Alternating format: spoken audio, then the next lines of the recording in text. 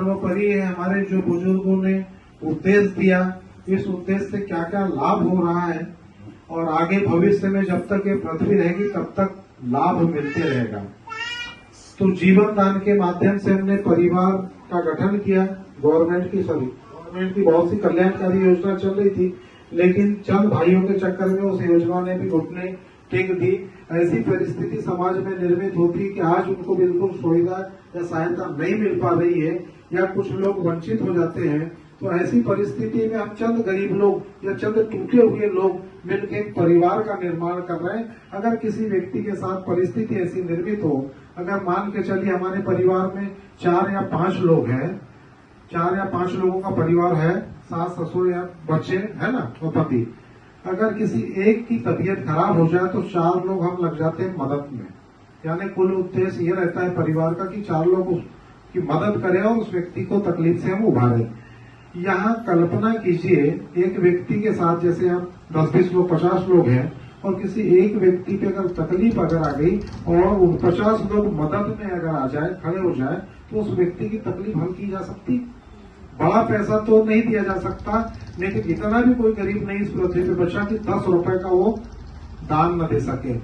अगर कल्पना कीजिए किसी के साथ क्रिटिकल बीमारी हो गई या बड़ी दुर्घटना हो गई जिसमें 10-20 लाख रुपए की आवश्यकता पड़े, अगर सपोज 10 लाख रुपए की आवश्यकता है और हम परिवार के 1 लाख सदस्य हैं, हमने अगर 10-10 रुपए का भी डोनेशन किया तो बड़ी चुटकियों में आसानी से 10 लाख रुपया व्यक्ति के पास पहुंच जाएगा और जिस प्रॉब्लम से वो लड़ रहा है व्यक्ति वो उससे उभर जाएगा।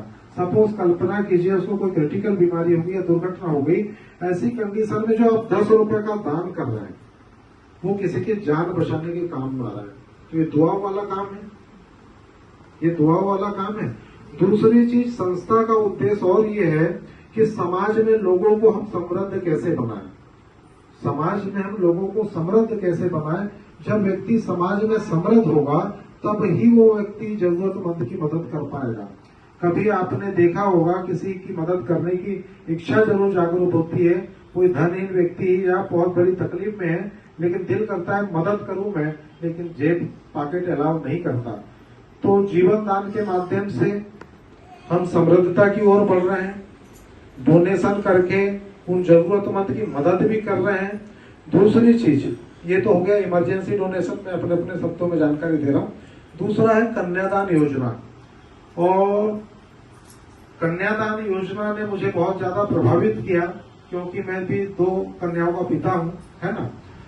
तो आज हम सौभाग्यशाली है कि हमारा जन्म मध्य प्रदेश में हुआ और मैं बालाघाट जिले से हूँ। मध्य प्रदेश में सबसे ज्यादा जनसंख्या बेटी की बालाघाट में है। ताली बनती है कि नहीं बनती?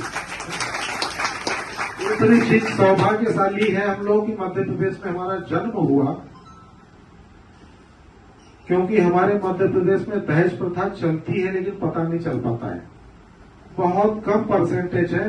लेकिन कुछ राज्य ऐसे हैं देश के जिसमें दहेज प्रथा चरम सीमा पे है। किसी के घर में अगर बेटी का जन्म अगर धोखे से हो गया तो बेटी का पिता और माता बोझ मानने लगती है, क्योंकि परिस्थिति जैसी निर्मित हो जाती है। तो आज ये जो कुप्रथा चली है समाज में, इसको कौन खत्म कर सकता है? हम और आप खत्म कर सकते हैं। भले यहाँ 5-10 या 10-20 लोग बैठे हैं, अगर वो संकल्पित हो जाए तो पूरे भारत से दहेज प्रथा को समाप्त किया जा सकता है। वो कैसे? अब इस जीवन दान के माध्यम से कैसे? तो सबसे बड़ी बात कन्यादान योजना की, आप जिस बेटी को जानकारी दे रहे हैं उस बेटी को 100% कन्यादान योजना के अंतर्गत डोनेट दे रहे हैं या नहीं दे रहे हैं? दे रहे हैं, दे रहे हैं ना, 100% दे रहे हैं। 11,000 रुपए तक का डोनेशन दे रहे हैं। संस्था ने संकल्प लिया है 2100 से 1 लाख रुपए दिया जाएगा। वर्तमान में 11,000 रुपए दिया जा रहा है क्योंकि अभी परिवार छोटा है। जब परिवार बड़ा होगा तो उस बेटी को 1 लाख रुपए तक भी लाभ पहुंचाया जाएगा। अब मैं आपसे क्वेश्चन करना चाहता हूं, वर्तमान में जिस बेटी को 11,000 रुपए मिल रहा है, क्या वो बेटी या बेटी का परिवार समृद्ध हो पाएगा? नहीं हो पाएगा। तो संस्था क्या चाह रही है? जो बेटी भी कन्यादान योजना के अंतर्गत जो जीवनदान परिवार का हिस्सा बन रही है, उस बेटी को 100% कन्यादान योजना का तो लाभ मिलेगा, और जिस बेटी को लाभ मिल रहा है वो अगर 3 लोगों तक ये जानकारी को पहुंचा दे तो क्या बुरा होगा। पहुंचाया जा सकता है, जिसको 100% लाभ मिल रहा है, भाई अच्छी चीजों को हम तो जानकारी में दे ही सकते हैं ना। और इस पृथ्वी पे कोई भी ऐसा नहीं जिसके 3 लोग पहचान के ना हो। 3 लोग हो सकता है रिलेशन में हो सकता है सर्कल में हो।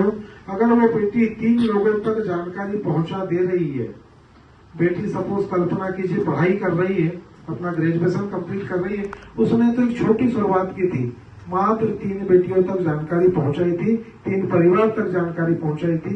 उन 3 के आंकड़े में उसका परिवार जब बढ़ते जाएगा तो इनकम साइज उसका बढ़ते जाएगा, और महीना लगेगा या 6 महीना लगेगा। बेटी अगर डेडिकेटेड होके अगर वर्क करती है 3 से 4 महीने में बड़े आसानी से 1 लाख रुपए पर मंथ की इनकम जनरेट कर सकती है। 1 लाख रुपए पर मंथ की इनकम जो बेटी जनरेट कर सकती है। अब आपसे सवाल है, जो बेटी की इनकम 1 लाख रुपए पर मंथ हो गई, उससे दहेज की अपेक्षा कौन रखेगा? दहेज की अपेक्षा कोई नहीं रखेगा। तब जाके हमें समाज में जो कुप्रथा चल रही था, इस पे हम अंकुश लगा पाएंगे, अंकुश नहीं पूर्ण रूप से समाप्त कर पाएंगे। दूसरी चीज, आज भारत में किसी भी पार्टी की, मैं किसी पार्टी का प्रवक्ता नहीं, किसी पार्टी का नाम भी नहीं लेना चाहता, गवर्नमेंट किसी की भी आ जाए, लेकिन क्या संभव है इतने बच्चों को रोजगार दे पाना? आज शिक्षा का स्तर बढ़ चुका है, नौकरी मांगने वाले की तादाद ज्यादा है और नौकरी देने वाले की जो वैकेंसी है बहुत कम है। ऐसी परिस्थिति में तो बेरोजगारी